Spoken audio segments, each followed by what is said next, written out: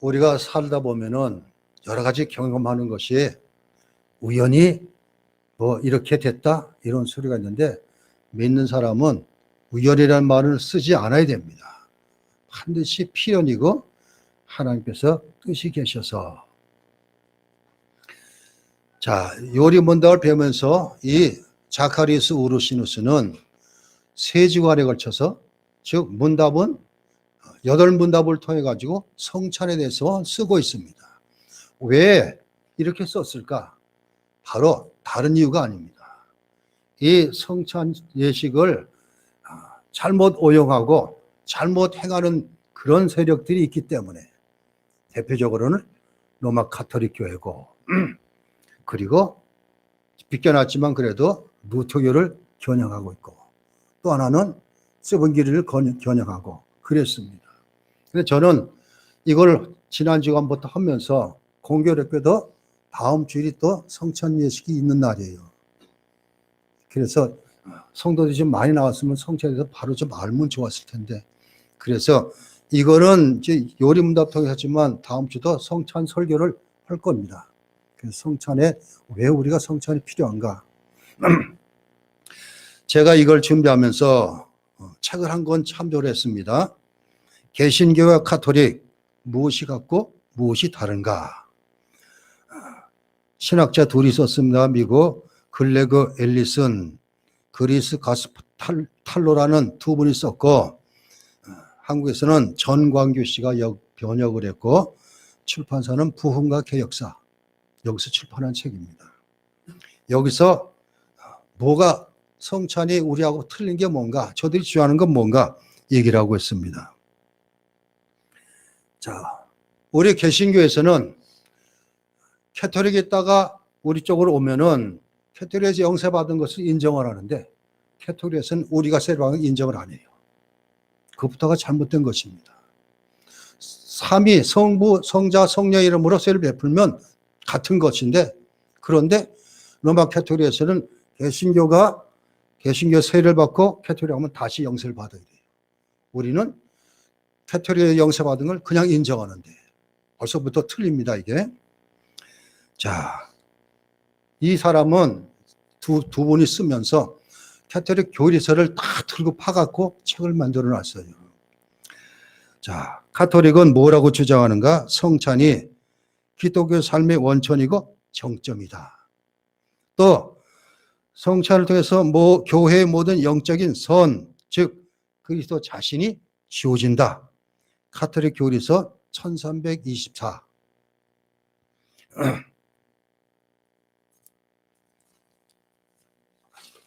그 다음에 이제 우리가 잘 아는 교리가 만들어집니다. 이것도 1200년대까지는 안 만들어졌습니다. 화채세라는 것이 1300년도에 만들어집니다. 자, 성찬은 그리스도의 임재인데, 이는 떡과 포도주가 그리스도의 몸과 피가 되기 때문이다. 이 변화는 성령의 능력과 그리스도의 말씀을 통해 가톨릭 교리서 1357번 일어난다. 즉 성령은 집례하는 사제가 성령 청혼 기도하면은 임하고 성령이, 그리고 성경을 즉 축성문을 읽게 되면은 바로 그 즉시 떡이 살이 되고 잔이 포도즙이 피가 된다, 이렇게 말하고 있습니다.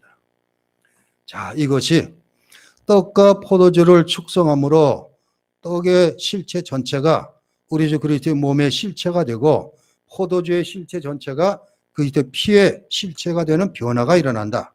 이 변화를 가톨릭교회는 적절하고도 올바르게 실체 변화라고 부른다. 가톨릭 교리서 1376. 그리고 가톨릭 이 성찬을 그리스도의 희생 제사라고 부릅니다. 그리스도의 희생 제사와 성찬의 희생 제사는 동일하다, 이렇게 봅니다. 그리스도의 희생 제사가 뭐예요? 십자가 달린 것인데 이것과 똑같다, 성찬이. 그렇게 얘기를 합니다. 자, 제물은 유일하며 동일하다.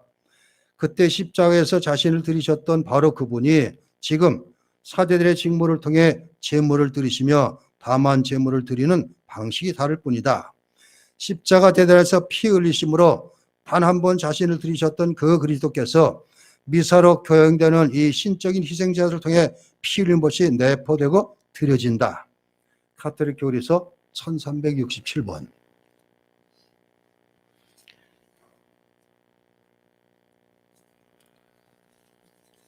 다음 주 설교 때 좀 더 자세히 설명하겠습니다. 우리 개혁교회 개신교에서는 성찬을 어떻게 이해하고 있는가. 그리고 이제 루터의 공제설도 반박을 하고, 오늘 우리가 공부할 내용은 29줄 때 78문답, 79문답은 바로 이걸 먼저 결혼한 다음에, 즉 잘못된 성경적이 아닌 성찬이 뭔가 이것을 얘기한 다음에 바른 성경적 성찬은 무엇인가 가르치고 있습니다. 자, 78문답 한번 같이 읽어보겠습니다. 교재 가지고 계시면 78문. 떡과 포도주가 그리스도의 실제 몸과 피로 변합니까? 자, 이게 이렇게 물었어요. 답을 한번 같이 읽을까요? 아닙니다. 세례물이 그리스도의 피로 변하는 것도 아니고 죄 씻음 자체도 아니며 단지 하나님께서 주신 표와 확증인 것처럼 죄 만찬의 떡도 그리스도의 실제 몸으로 변하는 것은 아닙니다. 성찬의 떡을 그리스도의 몸이라고 하는 것은 성례의 본질을 나타내는 성례적 용어입니다. 이렇게 답을 하고 있습니다. 그런데 이 저자는 아닙니다 하고서 뭘 얘기를 하고 있어요? 우리가 지난 시간에 배웠던 성례식은 두 가지가 있잖아요. 세례와 성찬인데, 세례가 뭘로 세례를 주는데 그 물이 피가 되는 게 아니지 않느냐? 이렇게 얘기를 하고 있는 것입니다. 우르시누스는 당시 천주교에서 1300년대에 누가 이 화채서를 만들어내면 토마스 아퀴나스가 만들었다 그래요.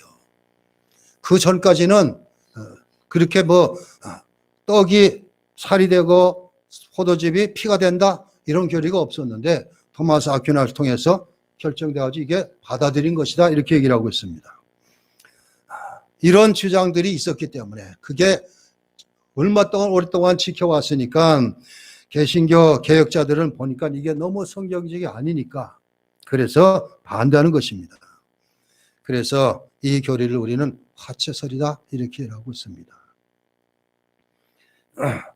루터교는, 가톨릭에서는 실제로 떡이 몸이 되고 살이 되고 포도즙이 피가 된다.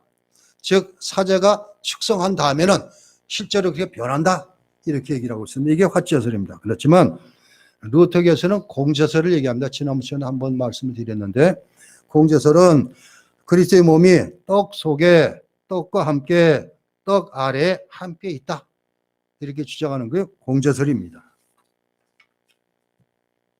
반면에 세 번째는 스븐길리. 이 사람은 기념설, 그냥 기념하라고 했으면 그냥 기념이다 이렇게 주장하고 있습니다.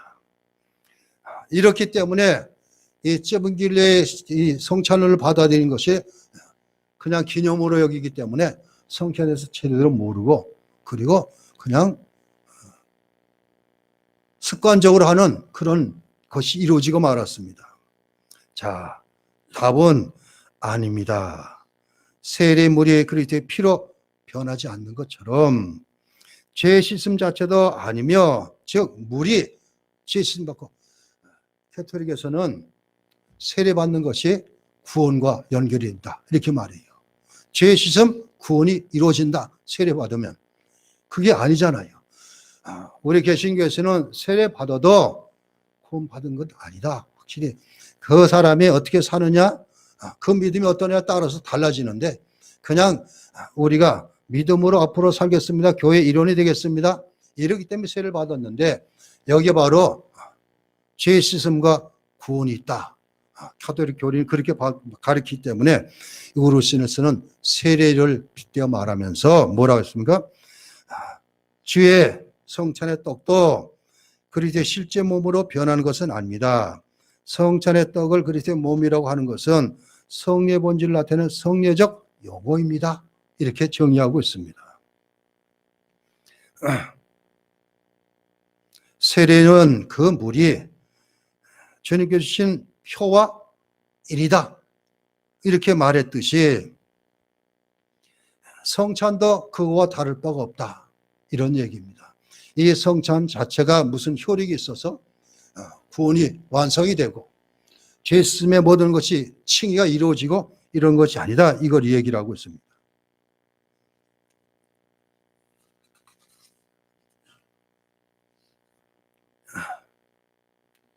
세례는 오늘 우리가 읽었지만 요한복음 6장에 이건 주님께서 세례를 언급하면서 주신 말씀은 아니지만 세례식 때 성찬식 때 이 구절을 많이 인용을 합니다.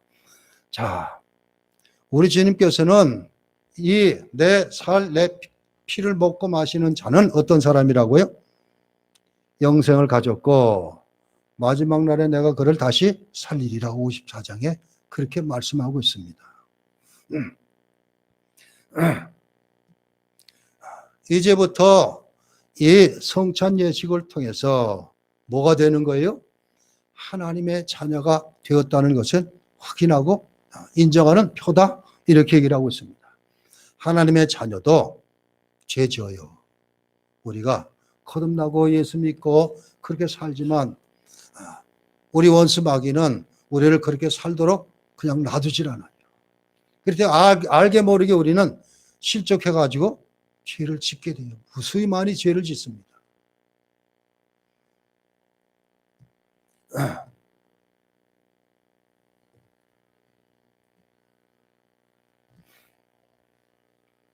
대부분 교회 나와 신앙생활하는 사람들이 뭐라 그래요? 저는 신자들 난 그런 용어를 안 씁니다. 이왕 하려면 성도라고 그러는 게 좋고 아직까지 성도는 안 됐지만 그래도 성도라고 부르는 게 불교도 신자라 그래요. 똑같이. 대부분 그래요. 큰 나쁜 짓을 안 하면 되는 것으로. 캐톨릭에서 말하는 대죄. 소죄는 고해성사를 통해서 신부가 이렇게 하십시오 하면 그거 끝나버리는데 대죄는 그게 간단히 안 되는 거거든요. 지옥에 들어갈 수 있는 죄이기 때문에. 그런데 하나님께서는 우리 인간이 죄를 볼 때 다 똑같이 보셔요. 남을 죽였다고 그래서 큰 죄, 남에게 거짓말했다가 작은 죄 이러질 않아요. 똑같이 죄로 보십니다. 요한계시록 21장 마지막 죄는 뭐랬어요? 어떤 사람이 천국 못 들어간다 그러면서 또 한 이야기 하나 거짓말하는 자도 못 들어간다 그랬어요. 그런데 우리는 얼마나 많이 죄 짓고 살고 있어요. 이게 마귀가 그렇게 하는 거예요. 그렇기 때문에 믿음을 가지고 하나님의 자녀가 됐음에도 또 죄를 져요. 그렇기 때문에 우리가 반드시 회개가 필요합니다. 그래서 늘 저는 그랬어요. 여러분들이 교회 나와 예배드리기 전에 반드시 회개 기도부터 하십시오. 그래야지 하나님 우리 예배를 받으십니다.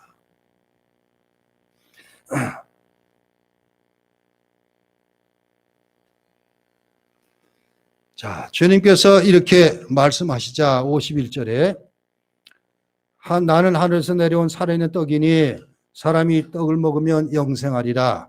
내가 줄 떡은 그 세상의 생명을 위한 내 살이라 그랬더니 52절에 유대인들이 뭐라고 했어요? 그러므로 유대인들이 서로 다투어 이르되 이 사람이 어찌 능히 자기 살을 우리에게 주어 먹게 하겠느냐 이랬습니다. 자, 예수님께서는 53절부터 시작해가지고 내 살을 먹고 내 피를 마시는 자라야 살고 영생하리라 이렇게 말하고 있습니다. 즉 구원의 완성은 영생입니다. 근데 어디서 영생하는가? 천국에서 영생하는 것. 그래서 우리가 구원의 서정 마지막을 때 영화를 배울 때 마지막 완성이라고 그랬잖아요. 영화가. 하늘나라에 들어가서 영광스러운 몸으로 영원토록 사는 것. 이게 구원의 완성입니다. 요한복음에서 예수님께서는 바로 그걸 얘기하고 있습니다. 나로 말미암고는 아버지께 올 자가 없다 그랬듯이 오직 주님을 통해서만, 이 성찬 예식을 통해서 뭐라 그랬어요? 주님과 하나가 되고 연합이 되고 그리고 다시 살아나고 영생하리라, 이렇게 가르치고 있습니다. 어거스틴은 성례는 눈에 보이는 약속이요 눈에 보이는 말씀이다, 이렇게 얘기를 하고 있습니다. 그래서 대부분 천주교에서는 똑같이 얘기를 했습니다. 성례식은 보이는 말씀이다. 이건 개신교도 똑같이 인정을 합니다. 보여주는 말씀이다.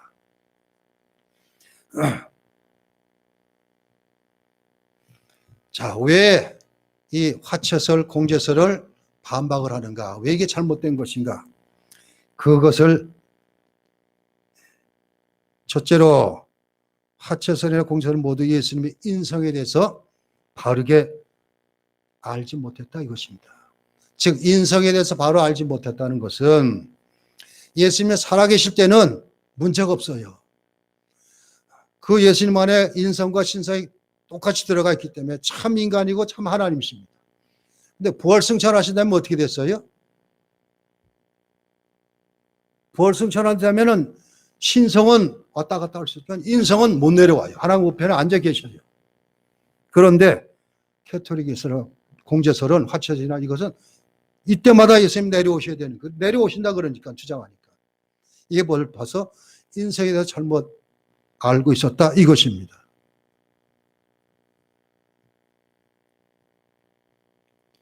자, 또 둘째로, 첫째는 인성에 대해서 바르게 해석하지 못했다는 소리고, 두 번째는 성찬식을 할 때 자신의 몸을 뗀 거 아니야, 떡을 떼신 거예요.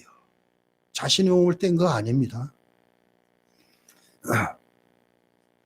내 몸이다 그래서 자기 몸을 뜯어낸 것이 아니잖아요.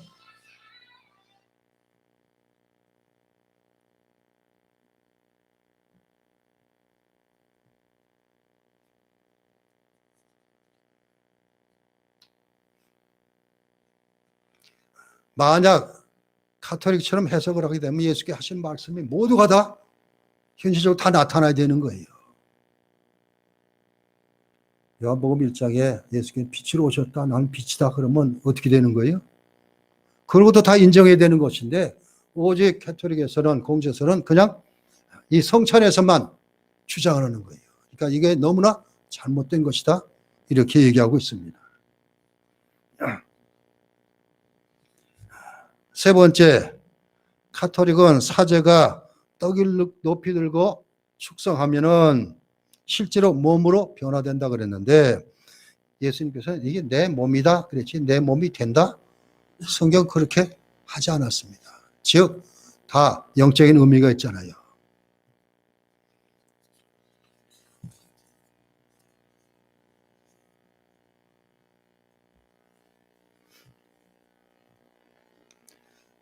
네 번째로 또 우리가 이해할 수 있게 되는 것이, 만약 예수님께서 가신 떡이 실제 몸이고 잔이 실제 피라고 한다면 예수님도 그 떡을 먹고 그 포도주를 마셨을 것인데, 즉 자신의 몸과 자신의 피를 주님 먹고 마셨다 이런 얘기가 되는데 이거 역시 이해가 안 되는 것이죠.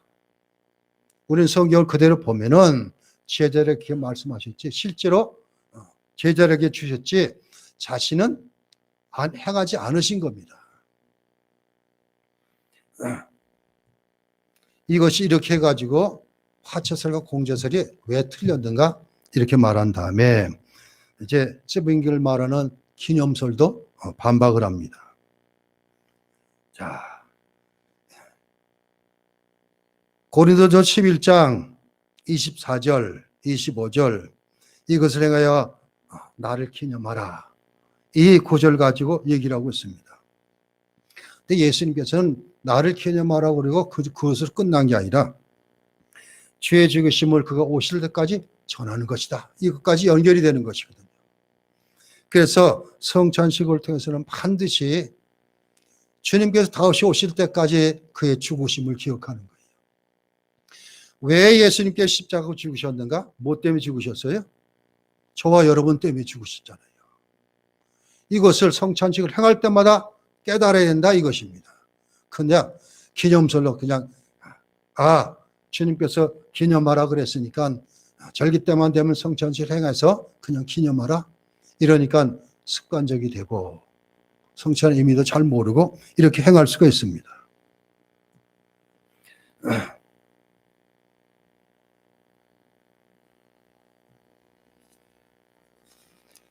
이 기념은 우리 주님께서 임재하셔서 은혜를 입혀주시고 그 영혼을 먹으신다는 뜻.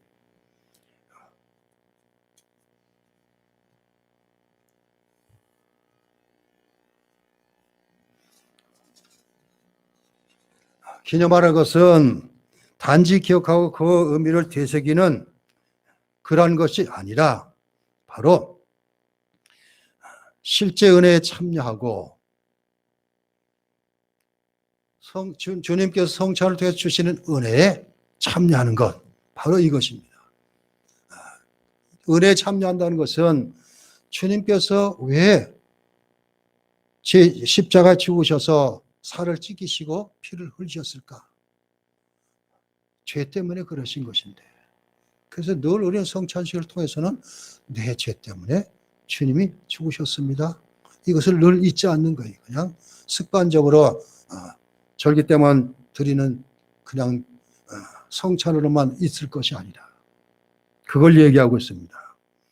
자, 그러고서 오늘 79문으로 들어갑니다. 79문은 답이 참 많이 써져 있습니다. 79문 같이 읽어봅니다. 그렇다면 왜 그리스도는 떡을 그의 몸이라 하시고 잔을 그의 피 혹은 그 피로 세우는 새 언약이라고 말씀하십니까? 또한 바울 사도 왜 그리스도의 몸과 피에 참여하는 것에 말합니까? 그랬더니 답을 뭐라 그랬어요? 답. 그리스도께서 그렇게 말씀하신 데는 중요한 이유가 있습니다. 마치 떡과 포도주가 육신의 생명을 유지시키듯이 십자가 달리신 그의 몸과 흘리신 피가 우리 영혼을 영생으로 이끄는 참된 양식과 음료라는 사실을 가르치려 하셨습니다. 더 나아가서는 그리스도께서는 눈으로 볼 수 있는 이러한 표와 보증으로서 우리에게 다음을 확신시키려 하셨습니다. 첫째, 우리가 그리스도를 기념하면서 이 거룩한 표들을 육신의 입으로 받아먹는 것처럼 실제로 성령의 역사에 의해 우리가 그의 참된 몸과 피에 참여합니다. 이것이고요. 둘째, 그리스도의 모든 고난과 순종이 확실하게 우리의 것이 되며 마치 우리 자신이 직접 모든 고난을 당하고 우리의 죄값을 하나님께 치른 것과 같습니다. 이렇게 답하고 있습니다. 저는 이걸 준비하면서 계속 놀라는 것이 질문 답이 얼마나 명쾌한지 몰라요.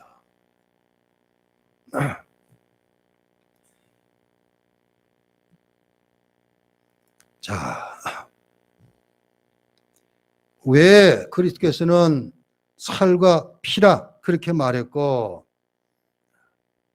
여기서 중요한 이유가 있다 이러면서 육신의 포도주가 그리고 떡이 우리의 육신의 생명을 유지하게 시키듯이 십자가 달리신 그의 몸과 흘리신 피가 우리의 영혼을 영생으로 이끄는 참된 양식과 음료라는 사실을 가르치려 했습니다.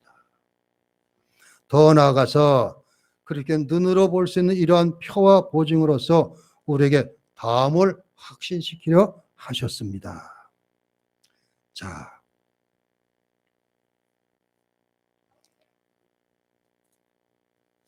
떡과 포도주가 우리의 육신의 생명을 유지시키면서 생각할 수 있다. 이렇게 얘기를 하고 있습니다. 오늘 이어 읽은 본문 54절, 55절 한번 같이 읽어보겠습니다. 요한복음 6장 54절, 56절, 54절에서 56절, 55절. 내 살을 먹고 내 피를 마시는 자는 영생을 가졌고 마지막 날에 내가 그를 다시 살리리니 내 살은 참된 양식이요 내 피는 참된 음료로다. 이랬습니다. 떡이 살이 되는 것이 아니라 우리가 영생할 수 있는 그런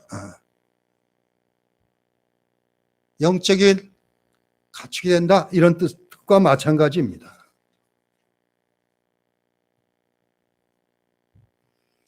무엇을 주는 떡이고 무엇을 주는 피예요? 영생을 주기 위한 것입니다. 영원한 생명을 주고.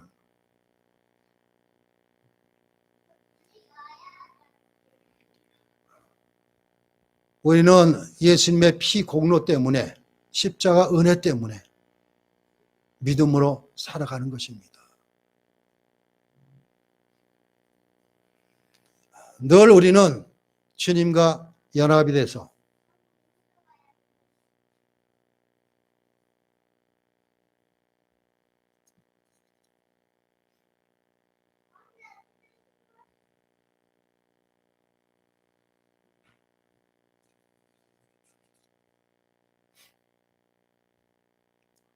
성 어거스틴은 이렇게 얘기했습니다. 떡이 몸의 양식이 되듯이 그리스도의 몸이 영혼의 양식이 되며, 또한 떡이 많은 곡식을 재료로 하여 구워진 것처럼 이 한 떡에 참여하는 우리도 여럿이지만 한 떡과 한 몸이 되는 것이다. 이렇게 적고 있습니다.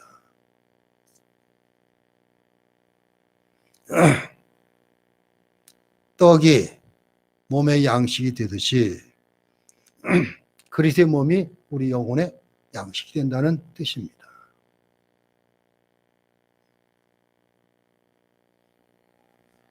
그리고 이것을 통해서 우리는 모두가 다 하나가 된다, 이것까지 얘기를 하고 있습니다.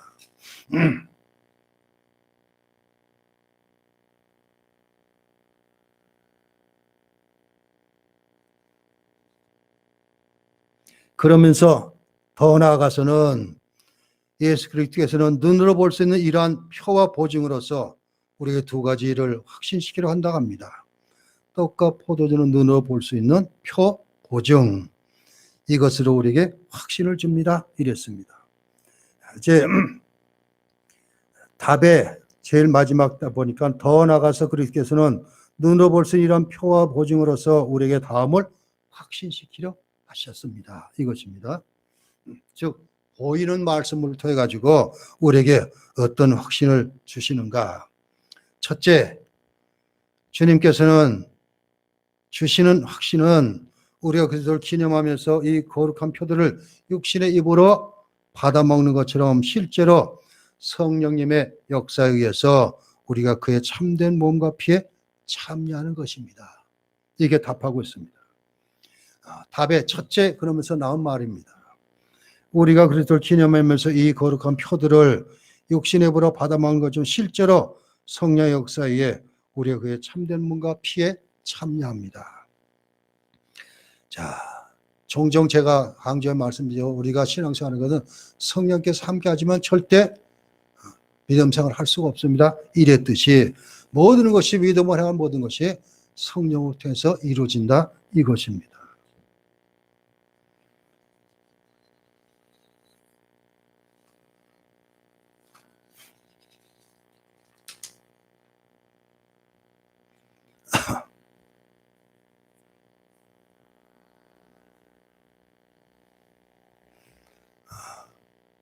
이 성찬에 참여함으로 이제 깊은 의미는 왜 주님께서 십자가에서 살이 찢기시고 피 흘리셨는가? 우리들의 죄 때문이다. 이걸 늘 잊지 말자, 이것입니다.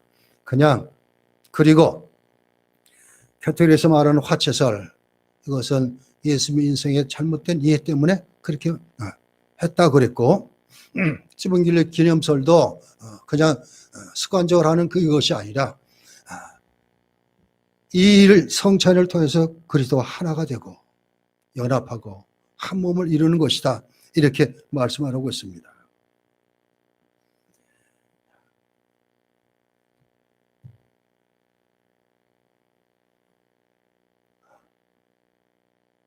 그러면서 이것을 확신시키려 하셨습니다 하면서 두 가지를 말하고 있습니다.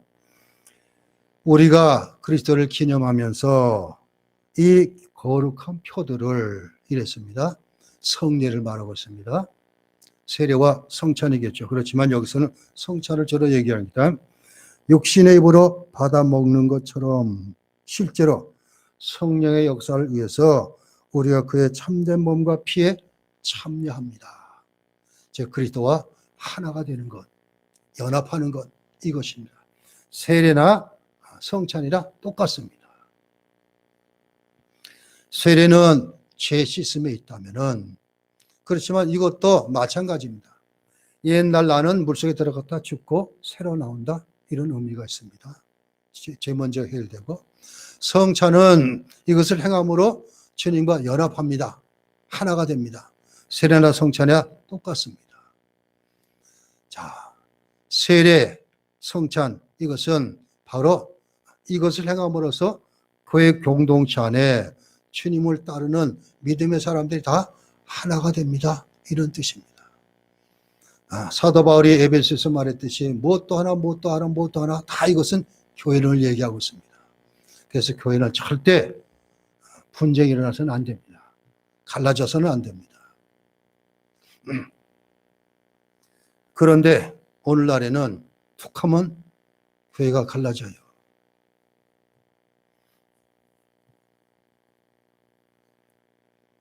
제 동기 목사님이 서천에 고막교회라고 그거 한 20몇 년 동안 있었던 것 같아요. 20몇 년 있었는가? 그런데 익산에 있는 교회에서 청빙이 왔어요. 부목사로 거기 계셨더래요. 그래서 갔더니 부목사 있었기 때문에 당의 장로들이나 권사들이 교회 안에 엄청난 부정이 있는데 그걸 가리고자 목사님 청해놓고서 우리와 함께 하자. 그래가지고 못한다고 그랬더니 결국은 나오게 됐어요. 그런 교회가 있어요. 목회자를 청해놓고서 몇 달 동안 사례비도 안 주고 나가라고 소리죠. 뜻 있는 교인들이 모여서 먼저 나갔어요. 한 30여 명이 나가가지고 교회를 건물 만들어 놓고 다 만들어 놓은 다음에 목사님 나오십시오. 나가서 지금은 참 편하게 목회하고 있어요. 그 교회가 참 역사도 오래됐고 그런 교회인데 그 안에 장로님, 권사님들이 그런 분들이 있다는 소리예요. 목회자 오면 자기 마음대로 주물러서 자기 뜻대로 하려고 하는. 이분은 충청도에 노회장까지 했었거든요. 그러니까 그렇게 돼갖고 아마 거기서 돌려지기는 이 교회는 곧 없어질 것 같다. 그렇게 얘기를 해요. 또 제가 느끼기는 또 이런 것도 느꼈어요. 평시도 때 신앙생활하면 아파트든지 상가에 교회가 막 다닥다닥 붙어 있어요. 그리고 주일날 교회를 나면 서로 교인 뺏으려고 난리가 나요. 자, 그러다가 좀 부흥되면은 또 싸워요. 둘로 갈라져. 그래서 나는 이게 도대체 교회가 평신도 때 그랬어요. 그 교회가 뭐 이 모양인가. 나중에 가만히 생각하면 목회자가 돼서 보니까 갈라지잖아요. 근데 두 교회가 다 돼요. 하나님 뜻은 또 그런 것 같아요. 하나님 그렇게 해서 확장해 나가시기도 하고 어떤 교회는 아예 없애버리기도 하시고 이렇습니다. 아무튼 교회 공동체는 믿음으로 이 모든 걸 통해서 성례식을 통해서 하나가 되었다. 이걸 잊지 않는 것입니다. 그리고 꼭 우리는 성찬식을 통해 가지고 세례나 성찬이나 성례식을 통해 가지고 반드시 주님을 생각할 수 있어야 됩니다. 이 모든 것은 주님께서 나를 구원하기 위해서 다 행한 일이시다. 이것을 생각하고. 그러면서 두 번째 뭐라고 했습니다? 그리스도의 모든 고난과 순종이 확실하게 우리의 것이 되며 이랬습니다. 주님께서 받으신 고난 순종 이것입니다. 자, 주님께서는 십자가 고난을 당하셨습니다. 호주 출신 배우 감독인 멜 깁슨이라는 배우가 감독이면서 패션 오브 크라이스트라는 영화를 만들어냈어요. 그건 순전히 예수님께 고난 십자가 그것만 부각시켰어요. 영상을 보면 너무나 끔찍해서 볼 수도 없어요. 그렇게 지금 그 사람 캐톨릭 신자인데 그렇게 해서 영화를 만들어냈는데 그 영화를 보면은 보는 내내 그냥 피 흘리는 거 막 이런 것만 나와요. 두들겨 맞고 이런 것만. 자, 그걸 볼수록 우리는 끔찍하다 그러는데 뭐 때문에 그랬어요? 우리 때문에 그러신 것인데. 너무나 참혹해요. 이 고난. 이렇게 고난 받으시고 순종하셨어요. 누구에게요? 아버지 하나님에게 순종하셨어요. 율법에 절대적으로 순종하셨어요. 율법의 저주를 다 받으셨어요. 즉 주님께서 십자가 고난, 하나님 앞에 순종한 모든 것이 우리 것이 됐다 이것입니다. 이게 얼마나 위로받는 말인지 몰라요. 우리는 단지 그냥 주님께서 그러시다가 십자가 달려 죽으셨고 지금 하나님 보좌 우편에 앉아 계신다 이런만 생각할 것이 아니다. 십자가 사건은 너무나 중요한 사건입니다. 고난과 순종이 있는 거예요. 그것이 우리의 것이 된다는 것은 뭐예요? 우리도 그렇게 되래요.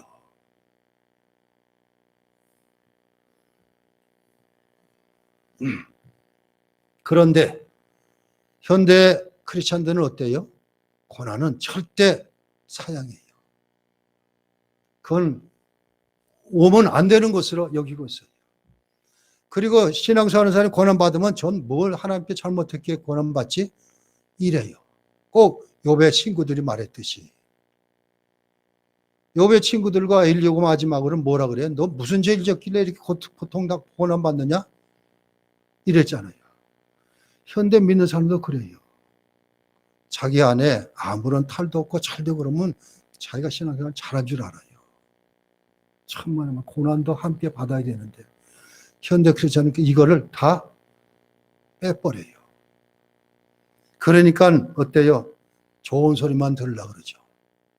책망하는 소리, 권면하는 소리는 안 들으려고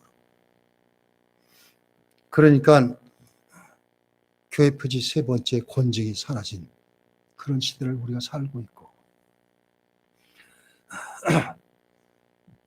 주님께서는 그러셨어요. 너희가 내 제자면 고난도 함께 받아야 된다 말씀하고 있습니다.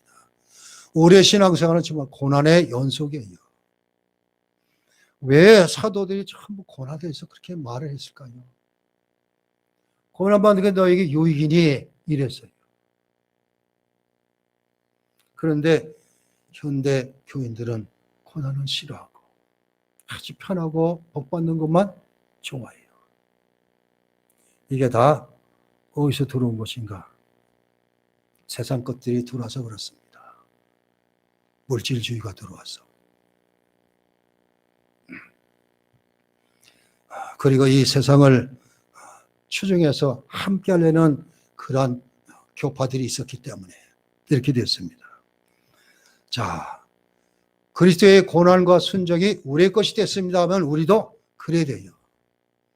고난은 차쳐놓고 순종하는 것부터 하나님 말씀이라면 알았습니다 하고 이해해야 되는데 자기한테 손해할 것 같으면 안 해요. 저는 시골교에 있으면서 읍에서 장사하는 사람들 반드시 주일날 문 닫아라. 잘 안 되더라고요. 나는 내 가진 철칙은 그래요. 주일날 문 닫고 있으면 하나님 반드시 다른 날에 보상하신다. 제 믿음은 이건데 평신도는 그게 안 되는 모양이에요. 고난과 순종 참 하기 힘들어요. 근데 주님께서 대신 고난하셨고 대신 순종하셨고 그것이 우리 것이 됐다 이랬습니다. 믿음을 통해서 고난받는 것 등이 이겨낼 수 있다는 믿음으로 고난도 감사하시기 바랍니다. 하나님 말씀이 떨어지면 단에서 설교에서 말씀이 떨어지면 순종하는 것 이것입니다. 그러면서 마지막으로 우르스는 뭐라고 했어요? 우리 죄값을 하나님께 치른 것입니다. 즉 우리들의 죄를 다 주님께 십자가에서 치르셨다 이것입니다.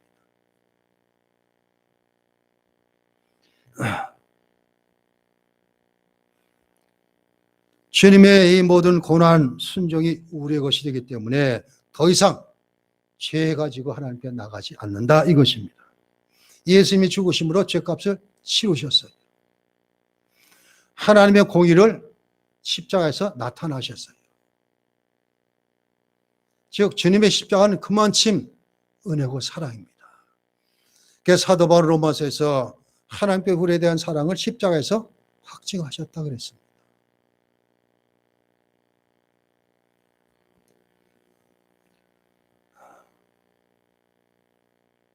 자, 우리는 이 성찬을 통해서 늘 고린도서 11장 24절부터 나오는 말씀, 성례시 통한 그 구절을 통해서 늘 주님을 잊지 않고 기억하고, 즉 내 죄 때문에 대신 죽으셨습니다. 잊지 말고, 그리고 이 성례 성찬식을 통해서는 나는 주님과 이제 연합이 됐습니다. 이제 이 성찬식을 통해서 나는 새로운 생명을 가졌고, 그리고 영생이 나에게 있습니다. 그리고 들려지는 말씀에 늘 순종할 수 있는, 그리고 이 세상에 주는 환난과 어려움이 있으면 다른 것 없습니다. 참고 견뎌내는 것뿐이 없어요. 참고 견디면서 기도하면 하나님께서 반드시 해결해 주셔요. 그렇기 때문에 주님께서 받으신 고난 순종이 우리 것이 되었으니 우리도 고난에 대해서 인정을 하고, 이 고난을 통해서 하나님께서는 더 원하시는 것이 있다, 이것을 깨닫고 하나님 말씀에 순종할 수 있는 저와 여러분 되시기 바랍니다. 성경 한 구절 찾아 읽고 마치겠습니다. 야고보서 1장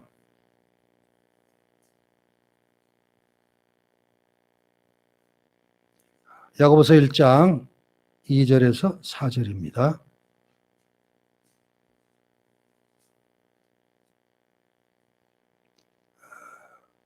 제 성경으로는 371면인데 야고보서 1장 신약성경 2절, 3절, 4절 같이 읽습니다.